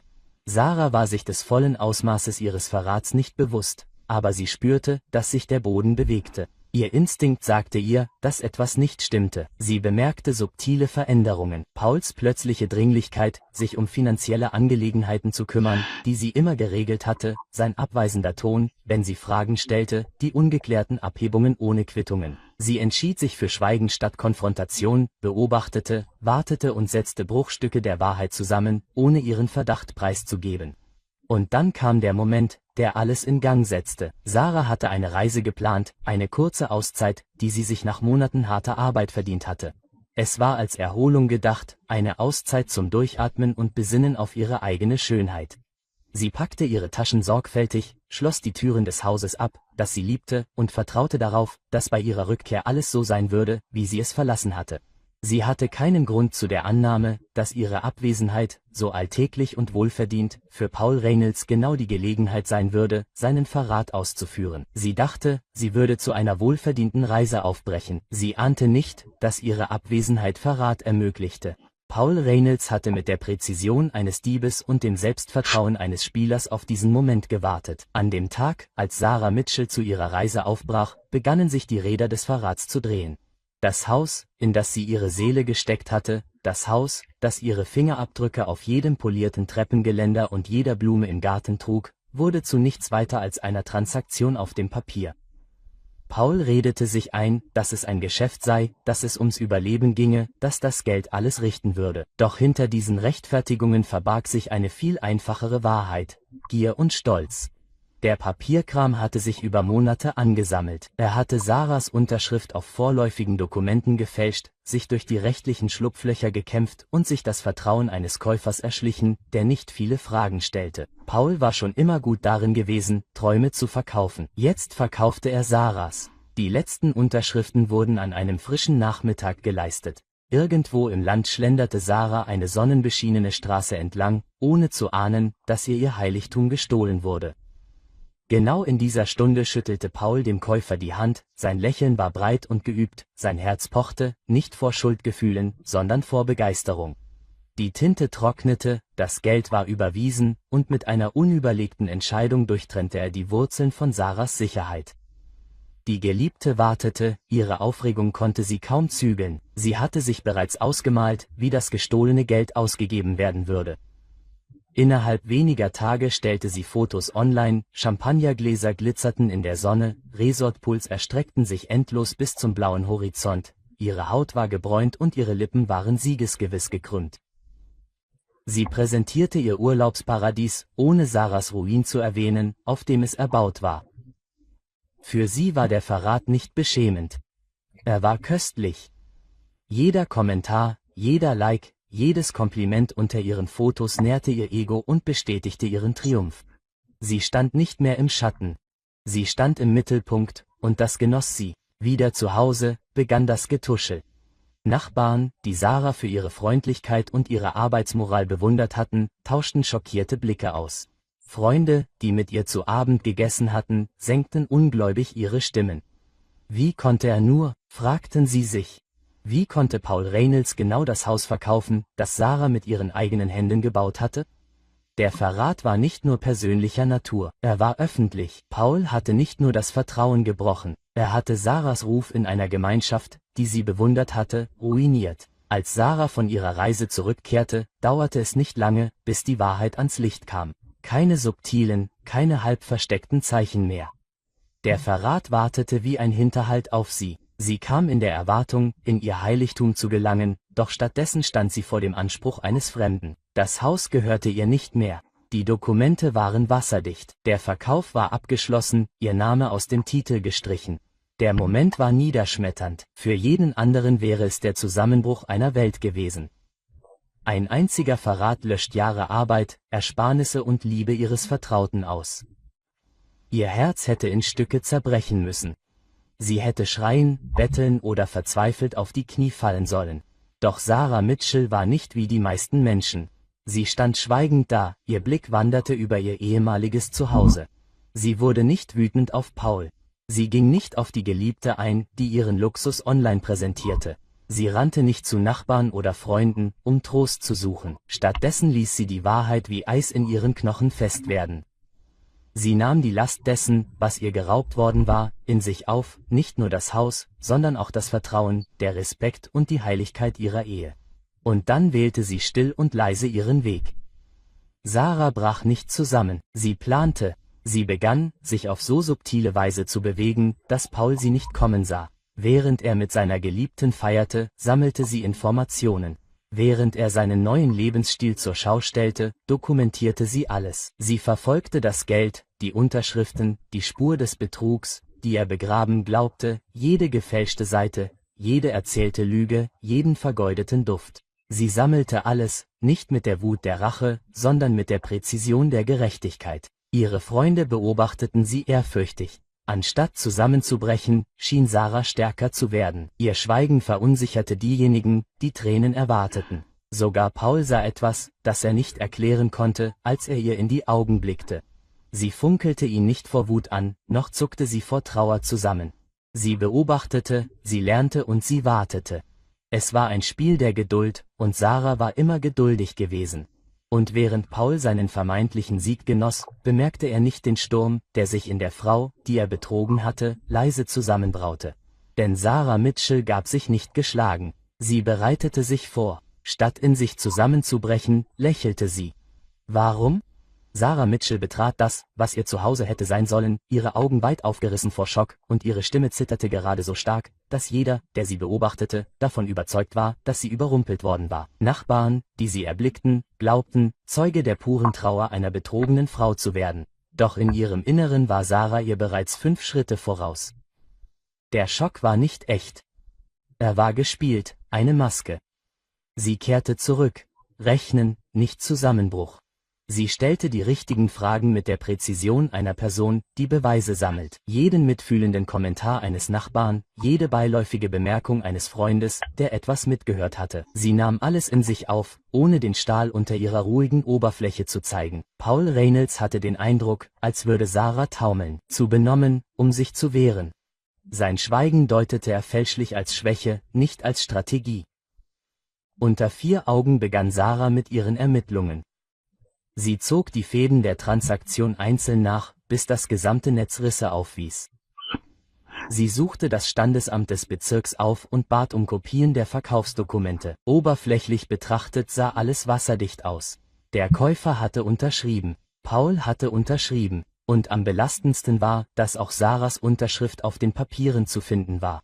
Doch Sarah erkannte ihre eigene Handschrift, den schrägen Winkel, die ungleichmäßige Schleife in ihren Buchstaben, das verräterische Zögern in der Tinte. Das war nicht ihre. Jemand hatte ihren Namen gefälscht. Sie schrie nicht auf, als sie es sah. Sie faltete das Papier einfach zusammen, steckte es in ihren Ordner und ging mit der Ruhe einer Frau hinaus, die bereits ihren nächsten Schritt plant. Anwälte wurden zu ihren stillen Verbündeten. Hinter verschlossenen Türen legte Sarah ihnen die Dokumente vor und wies auf die Ungereimtheiten hin. Experten wurden hinzugezogen, um die Handschrift zu analysieren. Ihr Urteil war schnell und unwiderlegbar. Die Unterschrift war gefälscht. Und nicht nur das, auch andere Einzelheiten des Verkaufs ließen Alarmglocken läuten. Die Daten stimmten nicht überein. Es fehlten die Unterschriften der Zeugen. Stempel, die hätten geprägt werden müssen, waren schlecht gedruckt. Es war eine Fassade der Legalität, doch darunter klaffte der Betrug wie eine Wunde. Paul Reynolds sonnte sich derweil in seinem vermeintlichen Triumph. Er stolzierte durch die Nachbarschaft, ermutigt durch seinen Glauben, alle überlistet zu haben, besonders Sarah. Er redete sich ein, dass sie machtlos sei. Das Haus war weg, das Geld gehörte ihm, und sie konnte nichts tun, um das rückgängig zu machen. Er wurde arrogant, so arrogant, dass er das Getuschel über Anwälte und die Einschaltung der Polizei als Hintergrundrauschen abtat. »Sie kriegen mich nicht«, sagte er ihr. »Es ist vorbei.« Die Geliebte, berauscht von dem Luxus, den Pauls Verrat ihr gebracht hatte, stellte ihr neues Leben online zur Schau. Sie nippte Wein auf Yachten, faulenzte an Stränden und lächelte in die Kamera, während ihre Bildunterschriften vor Arroganz trieften. »Ich lebe mein bestes Leben«, stand in einem Beitrag. Jeden Moment wurde ein weiterer hämisch gefeiert. Doch was sie nicht wusste, war, dass Sarah jeden Beitrag, jeden getagten Ort und jeden Zeitstempel akribisch speicherte. Screenshots, digitale Fußabdrücke, Finanzunterlagen. Sarah erstellte einen Zeitplan, einen Fall, einen Strick. Die Polizei war zunächst vorsichtig. Eigentumsstreitigkeiten konnten chaotisch sein, und Pauls Scham war entwaffnend. Aber Sarahs Beweise waren unwiderlegbar. Sie saß mit ruhiger Miene den Detectives gegenüber und schob einen Aktenordner nach dem anderen über den Tisch. Die gefälschten Unterschriften, die fehlenden Stempel, die Postboten der Geliebten, die mit Luxusgütern protzten, die den Abhebungen von Pauls Konten entsprachen. In Sarahs Fall ging es nicht mehr um Verrat. Es ging um Betrug, Täuschung und kriminelle Absichten. Dennoch machte Pauls Arroganz ihn blind. Er lachte, wenn ihm Papiere zugestellt wurden. Er grinste, wenn Anwälte ihn damit konfrontierten. Ihm erschien Sarah als verbitterte Ehefrau, die an ihrem Verlust klammerte. Er dachte nicht ein einziges Mal darüber nach, dass Sarah auf einem Niveau agierte, das weit über sein Vorstellungsvermögen hinausging. Und dann kam die Wendung. Tief versteckt in dem Berg von Papierkram, begraben zwischen den gefälschten Seiten und manipulierten Dokumenten, befand sich etwas, das Paul übersehen hatte. Etwas Kleines, fast Unsichtbares. Doch dieses kleine Detail war mächtig genug, um das Gleichgewicht des Ganzen zu verändern. Sarah entdeckte es eines späten Abends, als sie im Schein einer Schreibtischlampe über Dokumenten brütete. Ihre Finger hielten inne, ihre Augen verengten sich. Und dann, zum ersten Mal seit Wochen, verzogen sich ihre Lippen zu einem echten Lächeln. Die Erzählung unterbricht, leise und spannend, denn in den Papieren war etwas versteckt, das Paul Reynolds nie bemerkt hatte, etwas, das alles verändern sollte.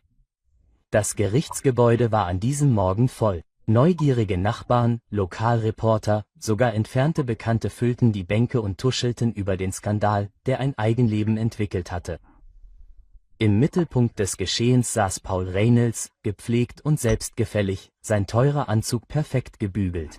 Sein Lächeln verriet einen Mann, überzeugt, die Welt sei seine Bühne, das Urteil bereits gefallen. Neben ihm hockte elegant die Geliebte, ihr Designerkleid blitzte im Neonlicht, und jede ihrer Gesten strahlte Selbstvertrauen aus. Verschmitzt lehnte sie sich an Paul, als fordere sie Sarah Mitchell zum Gewinn. In ihren Augen war Sarah die verstoßene Ehefrau, die vergessene Frau. Sie hielt Sarahs Anwesenheit im Gerichtssaal für einen Akt der Verzweiflung, doch Sarah Mitchell saß anders da, gefasst und gelassen. Ihr dunkler Bläser war glatt gekämmt, ihr Haar ordentlich nach hinten gekämmt, ihre Hände ruhten locker auf einer Ledermappe, die vor ihr auf dem Tisch lag.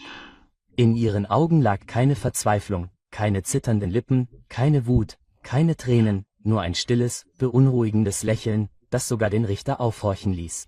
Die Verhandlung begann mit Pauls Anwalt, der selbstbewusst sprach und Sarah als verbitterte Ex-Frau darstellte, die sich an etwas klammerte, das sie bereits verloren hatte. Sie wedelten mit Dokumenten, Verträgen und Unterschriften, die alle Pauls vermeintliches Recht beweisen sollten, das Haus zu verkaufen. Jedes Beweisstück, obwohl gefälscht, wirkte für das ungeübte Auge gewaltig.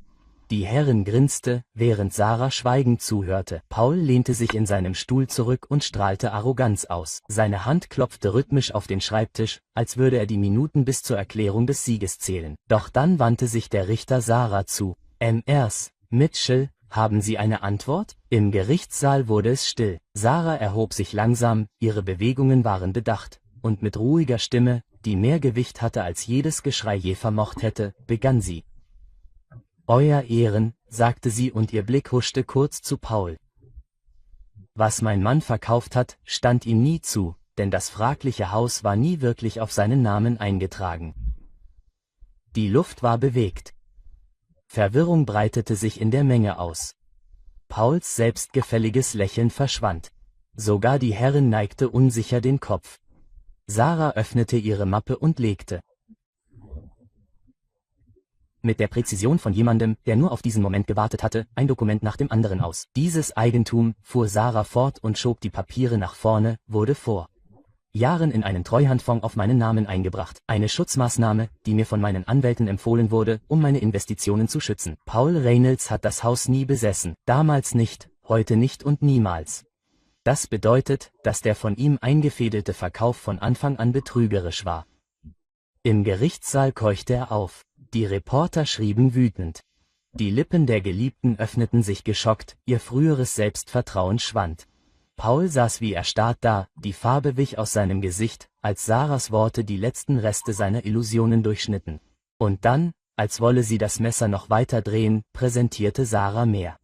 Außerdem, Euer Ehren, waren die durch diesen betrügerischen Verkauf erlangten Gelder direkt mit persönlichen Luxusgütern, Urlauben, Einkäufen und Reisen verbunden. Wir haben dokumentierte Beweise, einschließlich Social-Media-Aufzeichnungen, die diese Ausgaben eindeutig mit meinem Mann und seinem Partner hier in Verbindung bringen. Ihr Blick huschte kurz zu der Geliebten, deren Wangen rot wurden. Der Richter beugte sich vor und überprüfte die Dokumente mit zusammengekniffenen Augen. Das Gemurmel im Gerichtssaal wurde lauter, die Leute tauschten fassungslose Blicke aus. Die Erzählung wurde leise und bedächtig. Alle dachten, sie sei machtlos, bis sie ihre Akte öffnete. Pauls Fassung war dahin, seine Hände umklammerten die Tischkante, während er stammelte, das ist nicht möglich, sie kann nicht. Doch die Beweislast war unbestreitbar. Das Vertrauen war wasserdicht, der Betrug unbestreitbar. Und die einst selbstgefällige Geliebte saß nun bleich und zitternd da und erkannte, dass sie nicht länger nur das glamouröse Accessoire in Pauls Plänen war. Sie war in einen Kriminalfall verwickelt, der ihr Leben zerstören könnte. Einmal schlug der Richterhammer, Ruhe kehrte ein. Im Gerichtssaal herrschte fassungslose Stille, als Sarah sich wieder auf ihren Sitz niederließ, ein schwaches Lächeln umspielte noch immer die Lippen. Für Paul Reynolds war es der Moment der Erleuchtung, der Moment, in dem ihm klar wurde, dass sein Lügenimperium zusammengebrochen war, nicht mit einer dramatischen Explosion, sondern mit der stillen Präzision einer Frau, die immer 10 Schritte voraus war. Und in dieser Stille wurde allen im Saal eines klar: Sarah Mitchell hatte den Verrat nicht überlebt.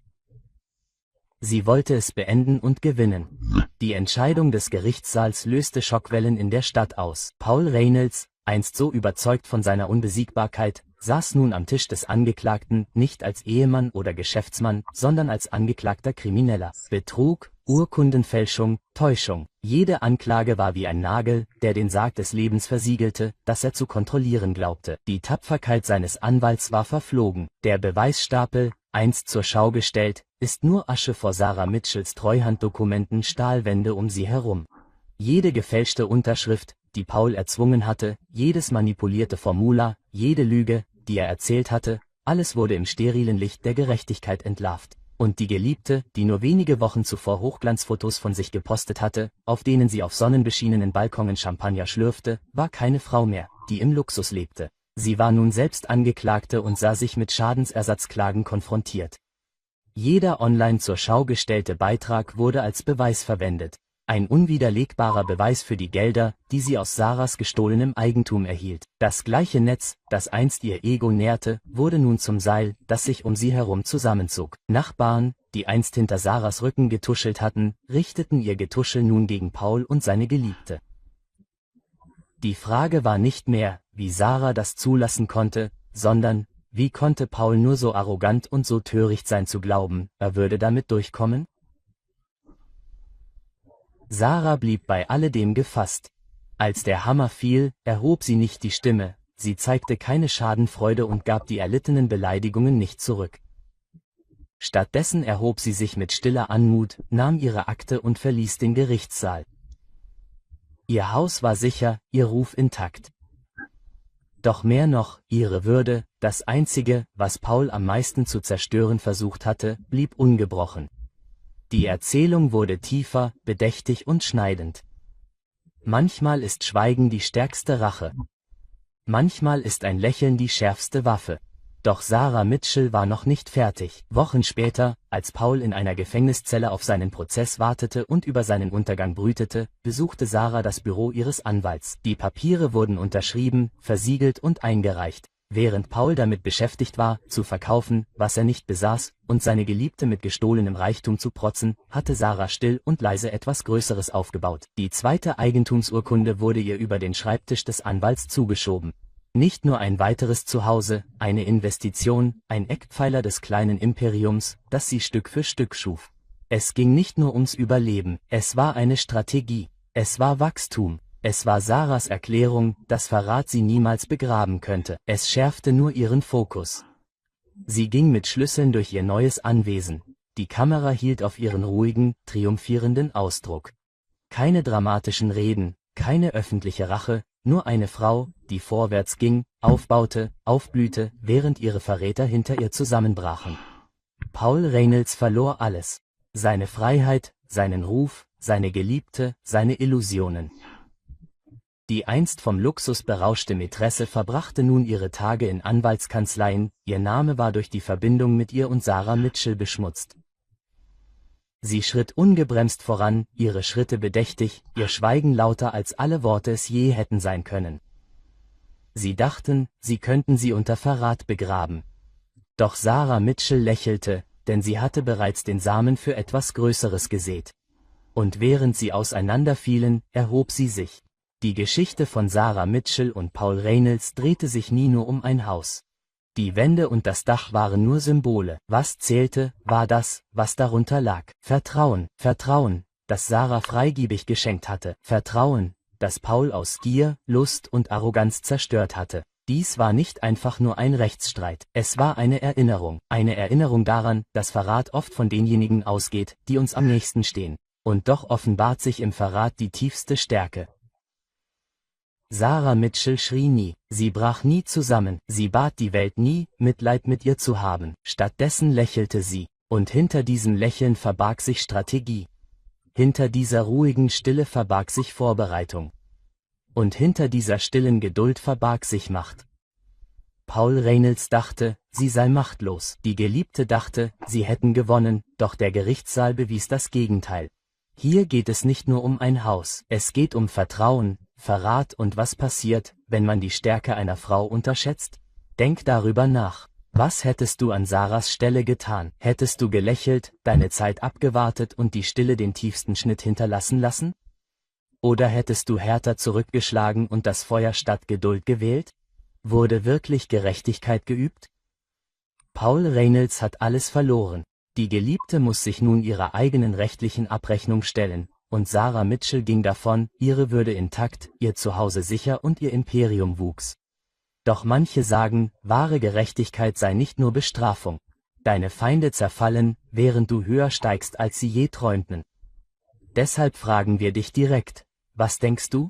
Teile uns deine Gedanken in den Kommentaren mit. Sag es uns, war Sarah zu gnädig? Hat Paul mehr verdient? Hätte die Geliebte einen noch höheren Preis zahlen sollen? Und wenn Sie diese Geschichte schon schockierend fanden, warten Sie, bis Sie die nächste hören, an der wir arbeiten. Eine Geschichte über Täuschung, verborgene Identitäten und eine so unglaubliche Wendung, dass Sie alles in Frage stellen werden, was Sie zu wissen glaubten. Abonnieren Sie unbedingt unseren Kanal, damit Sie keine unserer nächsten Geschichten voller Wendungen verpassen. Denn genau wie in Sarah Mitchells Stille Rache, findet die Wahrheit immer ihren Weg an die Oberfläche. Und wenn das der Fall ist, verändert sie alles.